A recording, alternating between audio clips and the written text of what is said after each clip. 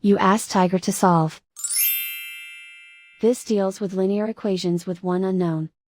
The final result is x equals 5. Let's solve it step by step. Group all x terms on the left side of the equation. Subtract 7x from both sides. Group like terms. Simplify the arithmetic. Group like terms. Simplify the arithmetic. Group all constants on the right side of the equation. Subtract 7 from both sides. Simplify the arithmetic.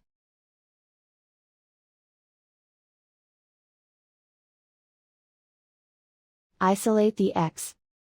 Divide both sides by -4. Cancel out the negatives. Simplify the fraction. Cancel out the negatives. Find the greatest common factor of the numerator and denominator. Factor out and cancel the greatest common factor.